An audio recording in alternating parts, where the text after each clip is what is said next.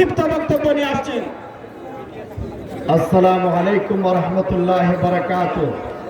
প্রিয় শ্রীমঙ্গল আত্মাতি ফ্যামিলির শ্রীমঙ্গল কমলগঞ্জের আগামী জাতীয় সংসদ সদস্য প্রার্থী 10 দলীয় সমর্থনে বাংলাদেশ খেলাফত পুলিশ রিক্সা শ্রমিকের রিক্সা মার্কার প্রতীকের প্রার্থী আমাদের প্রিয় ভাই বজলুম জনতা নূর আলম হামিদি ভাই, সবাই আমরা রিক্সা মার্কা ভোট দিব। আজকে আমাদের বাংলাদেশের একতাধিক রাহবার 10 দলীয় জোটের অন্যতম শীর্ষ মুরব্বী আল্লামা মাওলানা সাহেব বক্তব্য দেবেন। এর জন্য আমি বক্তব্য দেই নাই। মৌলভীবাজার 3 আসন রামজনরে 10 দলীয় জোটের প্রার্থী খেলাফত পরিষদের মনোনীত দলগুলি প্রতীকে ভোট দিয়ে দেশ ও জাতির কল্যাণে আমরা এগিয়ে যাই। আসসালামু আলাইকুম ওয়া রাহমাতুল্লাহি ওয়া বারাকাতুহু। সংগ্রামী সাথী বন্ধুরা, বক্তব্য নিয়ে আসছেন আজকের এই নির্বাচনী জনসভা, যাকে ঘিরে আজকের এই আয়োজন, যিনি আগামী দিনের জাতীয় সংসদের নেতৃত্ব প্রদান করবেন। মৌলভীবাজার 4 আসনের সংসদীয় আসনের সুনামধন্য এমপি প্রার্থী, আপনার আমার সুপরিচিত ব্যক্তি আওলাদে বরনাবি হযরত মাওলানা শেখ নূর আলম হামিদি।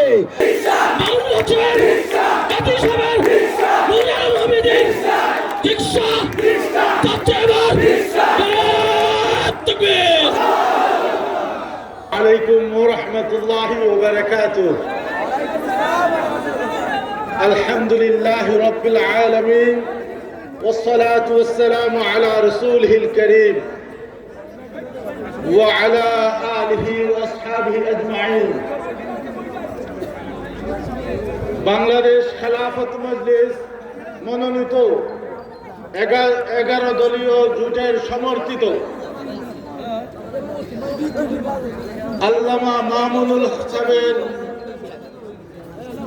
রিক্সা মার্কার পক্ষে আজকে আমার জন্মস্থান শ্রীমঙ্গলে, 2টি পাতা 1টি কুড়ির দেশ আমার শ্রীমঙ্গল কমলগঞ্জে রিক্সা মার্কার সমর্থনে বিশাল জনসমাবেশের সম্মানিত সভাপতি সাহেব, সরে তাজ উলামায়ে কেরাম, সম্মানিত মুরব্বিয়ানে কেরাম, প্রাণ প্রিয় যুবক ভাইয়েরা, পর্দার আড়ালে আমার সম্মানিত মা বোনেরা, আমি সর্বপ্রথম মহান রব্বুল আলামিনের শাহী দরবারে লক্ষ কোটি শুকরিয়া আদায় করছি, যিনি আজকে এখানে আমাকে আপনাদেরকে সবাইকে একত্রিত হওয়ার তৌফিক দিয়েছেন। আল্লাহ পাকের দরবারে হাজারো শুকরিয়া, লক্ষ কোটি শুকরিয়া, আলহামদুলিল্লাহ জানাচ্ছি। ইসলামী আন্দোলনের নেতৃবৃন্দ, আঞ্জুমানে আল ইসলাহ, তালামিজে ইসলামের নেতৃবৃন্দ সহ ইসলামী ফ্রন্টের নেতৃবৃন্দ, খেলাফত মজলিসের নাম অলরেডি বলে ফেলছি, মনে হয় আপনারা খেয়াল করেন নাই, আমি নাম বলে ফেলছি। যাই হোক, খেলাফত মজলিস সহ সকল ইসলামী দলের নেতৃবৃন্দ এখানে উপস্থিত, আমি সবাই অন্তঃস্থল থেকে মোবারকবাদ জানাই, শুকরিয়া আদায় করি, দোয়া করি আল্লাহ পাক আপনাদের সবার এই আশা বসাকে কবুল করুন, কিয়ামতের দিন নাজাতের ওসিলা করে দিন। আমি অত্যন্ত শ্রদ্ধার সাথে ধন্যবাদ জানাচ্ছি আমাদের এই শ্রীমঙ্গলের ইউনো মহোদয় সাহেব, ওসি সাহেব সহ নিরাপত্তার বিভিন্ন স্তরের নিরাপত্তা বাহিনী আজকে সারাদিন কষ্ট করেছেন। আপনাদেরকে দেওয়ার আমার কিছু নেই, কিন্তু এই দোয়াটুকুন দেই, আল্লাহ পাক আপনাদেরকে যেন উত্তম বদলা দান করেন। আমার প্রিয় সাংবাদিক ভাইরা, আপনারা আজকে সারাদিন কমলগঞ্জে শ্রীমঙ্গলে দৌড়াদৌড়ি করতেছেন, আপনাদের কোনো খেদমত আমরা করতে পারবো না। আপনাদের জন্য আমরা আন্তরিক মোবারকবাদ জানাই, শুকরিয়া আদায় করি, কারণ আপনারা বস্তুনিষ্ঠ সংবাদের মাধ্যমে এদেশের কল্যাণ, এদেশের জাতির উন্নতি করছেন। প্রিয় শ্রীমঙ্গলবাসী, আজ আমি আপনাদের সামনে কৃতজ্ঞতা ও দায়িত্ববোধের ভিত্তিতে 11 দলীয় জোট সমর্থিত প্রার্থী হিসেবে রিক্সা প্রতীক নিয়ে দাঁড়িয়েছি। রিক্সা শুধু একটি নির্বাচনী প্রতীক নয়, এটি জনপদের খেটে খাওয়া মানুষের জীবন সংগ্রামের প্রতিচ্ছবি, নীরব কষ্টের ভাষা ও ন্যায় বিচারের প্রত্যাশার প্রতীক। আমি আপনাদের সন্তান, আপনাদের সুখ দুঃখ আমি সবসময় পাশে ছিলাম, সবসময় পাশে থাকবো ইনশাআল্লাহ। আমি এমপি প্রার্থী হয়েছি ক্ষমতার লোভে নয়, বরং দায়িত্ব পালনের অঙ্গীকার নিয়ে। আমি বিশ্বাস করি রাজনীতি যদি ইনসাফ ও নৈতিকতার ভিত্তিতে না হয় তবে তা জনগণের কল্যাণ বয়ে আনে না। প্রিয় শ্রীমঙ্গলবাসী, সন্ত্রাস, চাঁদাবাজি ও নৈরাজ্য মুক্ত সমাজ গঠন, আধুনিক ও টেকসই সড়ক যোগাযোগ ব্যবস্থার উন্নয়ন, বিশেষ করে গ্রামীণ সড়কের সংস্কার ও নতুন সড়ক নির্মাণ, শিক্ষা প্রতিষ্ঠানগুলোর অবকাঠামোগত উন্নয়ন, শিক্ষার মানোন্নয়নের ব্যবস্থা, উপজেলা স্বাস্থ্য কমপ্লেক্সগুলোতে আধুনিক যন্ত্রপাতি সরবরাহ, পর্যাপ্ত চিকিৎসক ও নার্স নিয়োগ এবং জরুরি স্বাস্থ্যসেবা নিশ্চিত করা, কৃষি প্রযুক্তির ব্যবহার বৃদ্ধি, কৃষকদের ন্যায্য মূল্য নিশ্চিতকরণ, কৃষকদের প্রশিক্ষণের মাধ্যমে কৃষক সমাজের উন্নয়ন, কৃষকদের ভর্তুকি প্রদান এবং মৎস্য চাষে আধুনিকীকরণ এবং জলমহালগুলোতে মাছের উৎপাদন বৃদ্ধির ব্যবস্থা করা, এ অঞ্চলের প্রাকৃতিক সৌন্দর্যকে কাজে লাগিয়ে পর্যটন শিল্পের বিকাশ এবং এর মাধ্যমে কর্মসংস্থান সৃষ্টি করা, শতভাগ নিরবচ্ছিন্ন বিদ্যুৎ সরবরাহ নিশ্চিত করা, ধর্মীয় স্থাপনসমূহের উন্নয়ন ও সংস্কার করা, নারীদের নিরাপত্তা, শিক্ষা এবং যোগ্যতা অনুযায়ী সুযোগ সুবিধা নিশ্চিত করা, চা শ্রমিক অনগ্রসর চা শ্রমিক সহ ধর্মীয় জাতিগত সংখ্যালঘু জনগোষ্ঠীর জীবনমান উন্নয়ন, নিরাপত্তা ও সহাবস্থান নিশ্চিতে যথাযথ পদক্ষেপ গ্রহণেই এই এলাকার জন্য আমার উন্নয়নের পরিকল্পনা।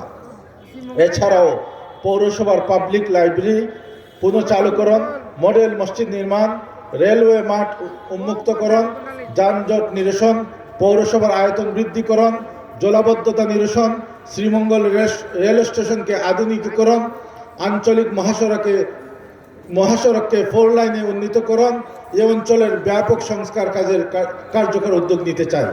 আমি সংসদে গিয়ে আপনাদের কণ্ঠস্বরে অন্যায়ের বিরুদ্ধে, দুর্নীতির বিরুদ্ধে এবং বৈষম্যের বিরুদ্ধে কথা বলতে চাই। শ্রীমঙ্গলের বাস্তব পরিবর্তন চাই। রিক্সা যেমন সাধারণ মানুষের ভরসা, আমিও তেমনি আপনাদের ভরসার জায়গা হতে চাই। আপনাদের দোয়া, ভালোবাসা ও সমর্থন নিয়ে একটি ন্যায়ভিত্তিক, মানবিক ও মর্যাদাপূর্ণ শ্রীমঙ্গল গড়ার লক্ষ্যে আমি এগিয়ে যেতে চাই। গণভোটে হা হা হা এর পক্ষে রায় দিয়ে নতুন বাংলাদেশ বিনির্মাণের সহযোগী হন। মোটা দাগের কয়েকটি কথা আপনাদেরকে বলতে চাই, বিশেষ করে আমার সাংবাদিক ভাইরা আপনারা লক্ষ্য করবেন। আমার এই জন্মস্থান শ্রীমঙ্গল এবং কমলগঞ্জে আমাদের যে পূর্বপুরুষ ছিলেন, সেই হিসাবে আমি শ্রীমঙ্গলের সন্তান, কমলগঞ্জের সন্তান। আমাদের পূর্বপুরুষ কমলগঞ্জে ছিলেন। এখানের জন্য আমি নূরে আলম হামিদি একা নই, আপনারা ইতিমধ্যে জেনেছেন আমার প্রথম পথসভায় হামলা করা হয়েছিল। আপনারা শুনেছেন। নূরে আলম হামিদি হামলা মামলা ভয় করে না, সন্ত্রাস চাঁদাবাজকে ভয় করে না। নূরে আলম হামিদি আল্লাহর উপর ভরসা রেখে আপনাদের দোয়া নিয়ে ময়দানে নেমেছে। এই ময়দানে বিজয় হবে ইনশাআল্লাহ। আপনারা যদি সাথে থাকেন, আপনাদের দোয়া থাকে, আপনারা যদি সবাই নূরে আলম হামিদি হয়ে যান, ইনশাআল্লাহ এই বিজয় কেউ ঠেকাতে পারবে না। সরকারের বিজয় কেউ ঠেকাতে পারবে না। আল্লামা মাহমুদুল হককে আমরা পার্লামেন্টে রিকশা মার্কা দিয়ে যাব ইনশাআল্লাহ। কথা বন্ধ করো। আসন্ন ত্রয়োদশ জাতীয় সংসদ নির্বাচনে মৌলভীবাজার 4 আসন শ্রীমঙ্গল কমলগঞ্জ সংসদীয় এলাকা থেকে 11 দলীয় নির্বাচনী ঐক্যের সমর্থনে বাংলাদেশ খেলাফত মজলিসের মনোনীত প্রার্থী, শ্রীমঙ্গল কমলগঞ্জের মাটি ও মানুষের নেতা, এ অঞ্চলের আধ্যাত্মিক পরিবারের সুযোগ্য সন্তান জনাব গাজী শেখ নুরে আলম হামিদীর নির্বাচনী জনসভায় উপস্থিত সংগ্রামী শ্রীমঙ্গলবাসী, কমলগঞ্জের এলাকাবাসী, আজকের এই রাত গভীরে শ্রীমঙ্গলের এই ঐতিহাসিক জনসমাবেশ এটা প্রমাণ করে শ্রীমঙ্গল কমলগঞ্জের মাটি রিকশা মার্কার ঘাঁটি। সংগ্রামী এলাকাবাসী, 2024-এর জুলাই বিপ্লবের পর এদেশের মানুষের অভিপ্রায়, তাদের আকাঙ্ক্ষা তীব্র হয়েছে যে পুরনো বন্দোবস্তের হাত থেকে বাংলাদেশকে মুক্ত করে একটি নতুন স্বপ্নের বাংলাদেশ তারা গড়ে তুলবে। পুরনো বন্দোবস্তটা কি আর নতুন আমাদের পরিবর্তনের আকাঙ্ক্ষাটা কি, এটুক আমাদের একটু ভালো করে বোঝা দরকার। 1971 সালে মহান মুক্তিযুদ্ধের মধ্য দিয়ে বাংলাদেশের স্বাধীনতা অর্জিত হয়েছিল। 71-এর আগ পর্যন্ত দীর্ঘ প্রায় 200 বছর বাংলার মানুষকে শাসন করেছে বিদেশি শাসকরা। 190 বছর পর্যন্ত শাসন করেছে ইংরেজ বেনিয়ারা। তারপরে 24 বছর শাসন করেছে পশ্চিম পাকিস্তানের খান পাঠানরা। কাজেই 214 বছরের সংগ্রামের মধ্য দিয়ে 1971 সালে বাংলাদেশের মানুষ স্বাধীনতা লাভ করেছে। বাংলার মানুষের স্বপ্ন ছিল, প্রত্যাশা ছিল, আকাঙ্ক্ষা ছিল, যেহেতু আগে বিদেশিরা শাসন করত, এই জন্য তারা শোষণ করত, অত্যাচার করত, অবিচার করত, লুটপাট করত। 71-এর পর যেহেতু আমার দেশের মানুষ শাসন করবে, সুতরাং আর শোষণ হবে না, আর বৈষম্য হবে না, আর লুটপাট হবে না। কিন্তু দুর্ভাগ্যজনকভাবে 72 থেকে 20 পর্যন্ত বাংলাদেশের মানুষের সেই স্বপ্নই থেকে গিয়েছে, স্বপ্ন পূরণ হয় না। বরং কখনো বাংলাদেশের মানুষকে সারা বিশ্বে দুর্নীতিতে চ্যাম্পিয়ন বানিয়ে বাংলার মানুষকে অপমান করেছে শাসক গোষ্ঠী। কখনো বাংলার শাসক গোষ্ঠী বাংলাদেশের প্রাকৃতিক সম্পদগুলো সহ গোটা দেশটাকে বিদেশি শক্তির কাছে ইজারা দিয়ে নিজেদের ক্ষমতাকে পাকাপোক্ত করার চেষ্টা করেছে, বাংলাদেশের মানুষের মাথা বিক্রি করেছে। এইভাবে বাংলাদেশের মানুষকে নিজেদের ক্ষমতা কুক্ষিগত করে রাখার জন্য নির্বিচারে হত্যা করেছে, তাদেরকে শোষণ করেছে, তাদের উপর দিয়ে জুলুম এবং অত্যাচারের স্টিম রোলার পরিচালনা করেছে। বিদেশি শাসকদের 214 বছর, দেশি শাসকদের 54 বছর, মোট হলো 278 বছর।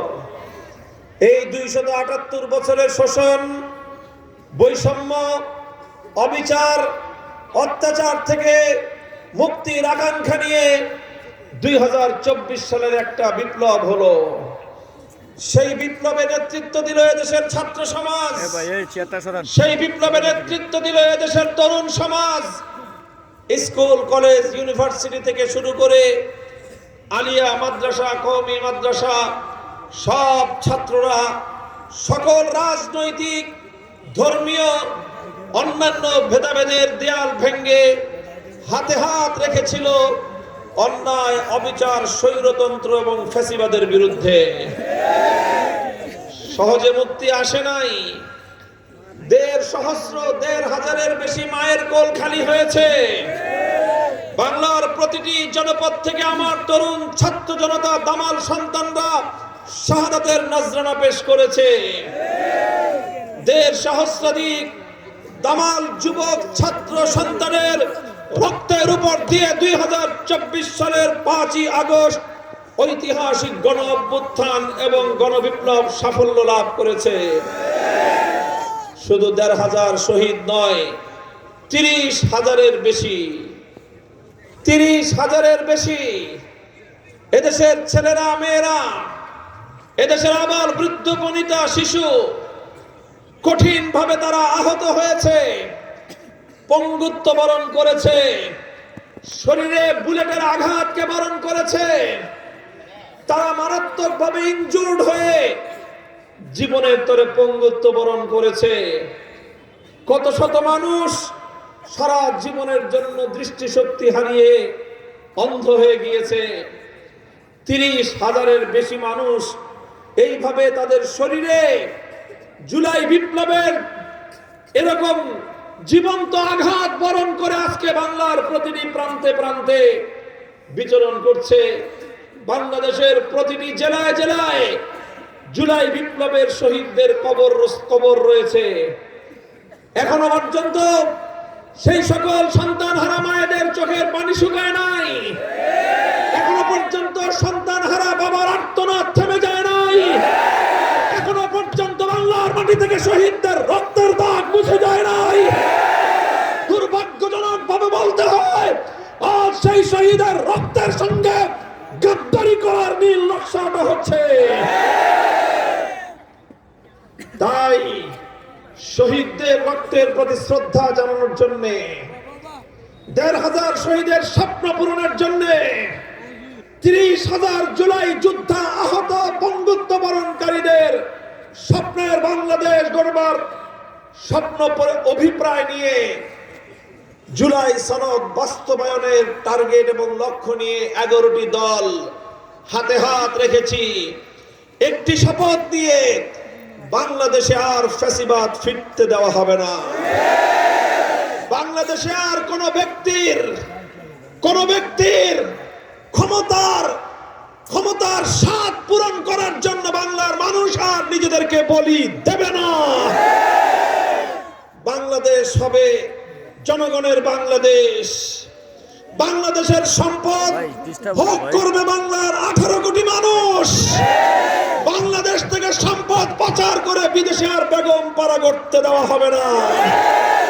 বাংলাদেশের ব্যবসায়ীরা ব্যবসা করবে, রাষ্ট্রকে ট্যাক্স দিবে, কোন দুর্বৃত্তকে আর চাঁদা দিবে না।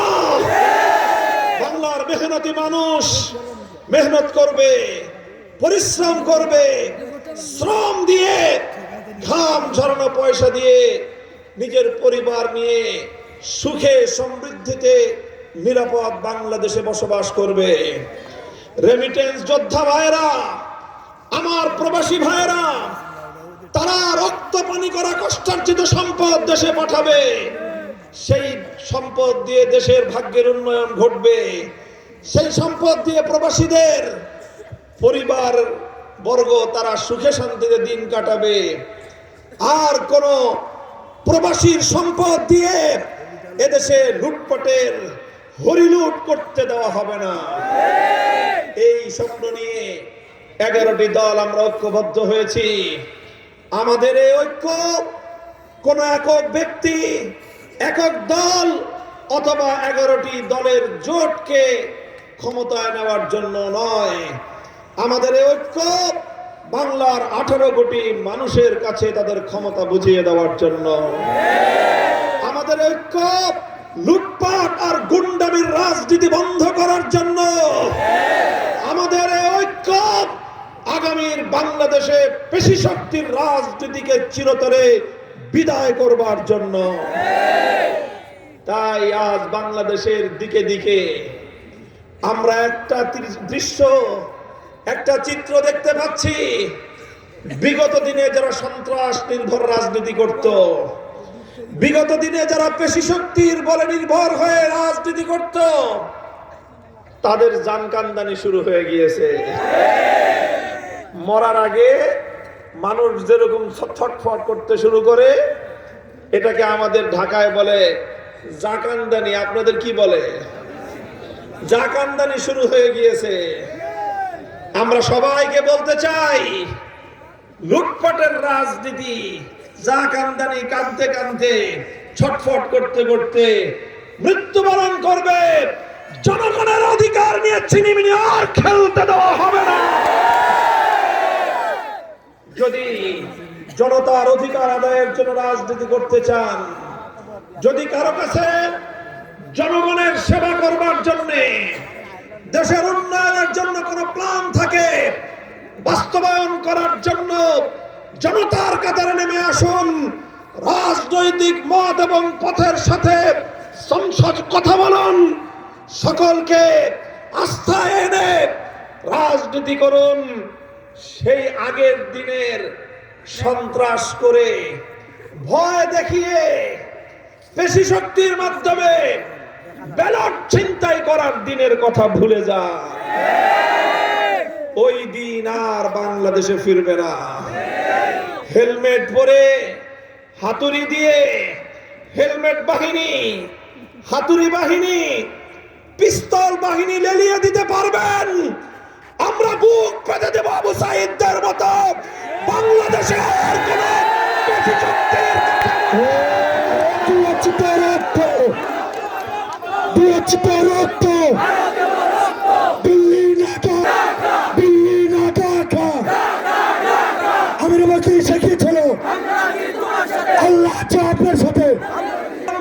প্রতিটি ব্যক্তি, প্রতিটি দল, প্রতিটি পক্ষ ঐক্যবদ্ধ হয়ে যেই জুলাই সনদ প্রণয়ন করা হয়েছে, সেই জুলাই সনদকে হা ব্যালটে সিল মেরে জয়যুক্ত করতে হবে।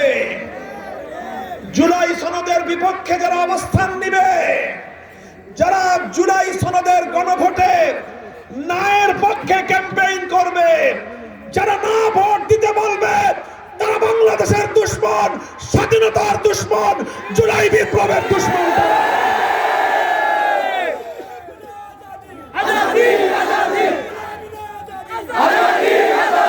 হে আমার শ্রীমঙ্গলে তৌহিদি জনতা, ধর্ম বর্ণ নির্বিশেষে হিন্দু মুসলমান প্রতিটি ভাই ও বোন, আপনারা শুনে রাখুন, আজ আপনারা শ্রীমঙ্গলের এই মাঠে যে ইতিহাস রচনা করেছেন, আপনাদের এই মহাজাগরণের মধ্য দিয়ে প্রমাণ হয়েছে, শ্রীমঙ্গলের মাটি থেকে রিকশার যে যাত্রা শুরু হয়েছে, ইনশাআল্লাহ এই রিকশা শ্রীমঙ্গলে শুধু বাংলাদেশ খেলাফত মজলিস নয়, 11 দলীয় ঐক্য জোটের বিজয় নিয়ে জাতীয় সংসদে পৌঁছে যাবে ইনশাআল্লাহ।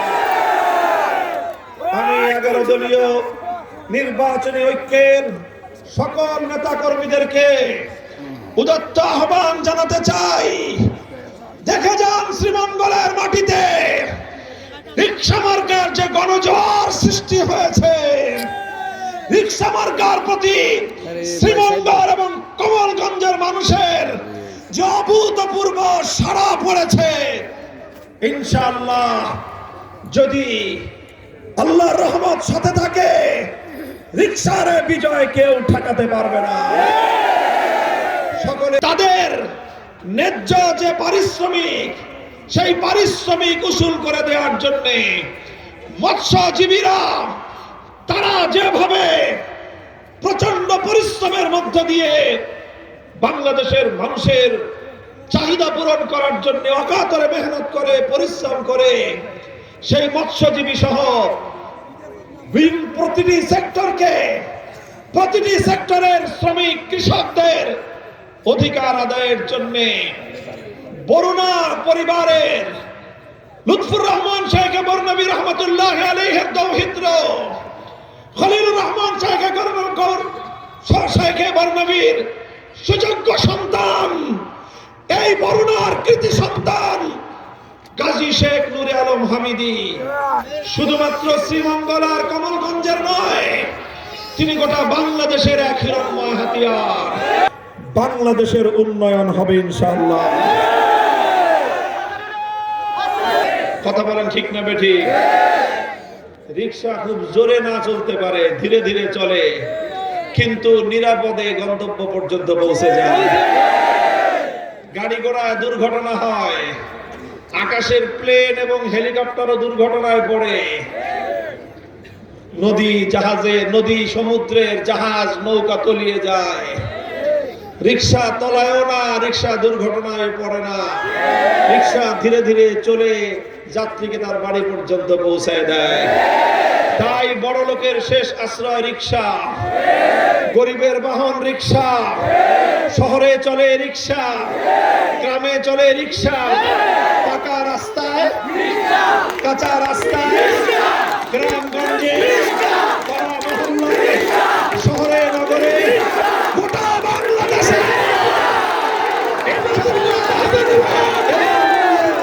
একমাত্র প্রতীক